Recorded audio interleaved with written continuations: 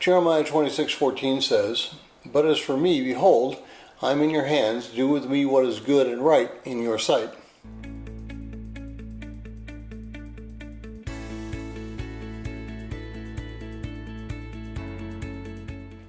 Well, if you're joining us in reading through this 90-day reading plan, today's reading is Jeremiah 26, and I encourage you to read that passage. Well, I'd like to speak with you for just a few moments about bravery.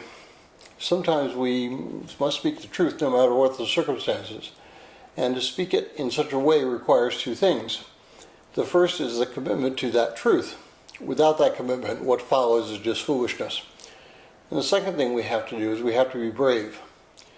Bravery comes from an understanding that your position is correct and that God would have you stand in that position no matter what the cost.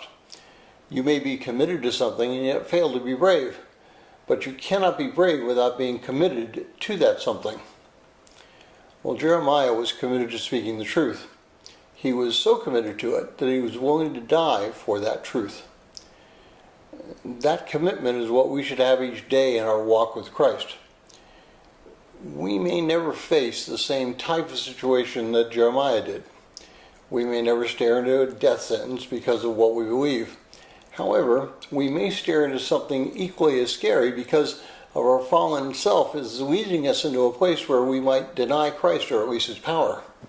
Each time we are tempted, we face a test. First, are we committed to the truth? Is our walk with Christ so important to us that we will not veer from it no matter how painful the struggle is to prevent ourselves from sinning? Next, are we brave enough to face a temptation and not give in to it? Now, it's easy to face temptation when you're in the public. It's easy to face temptation when you're surrounded by a support group.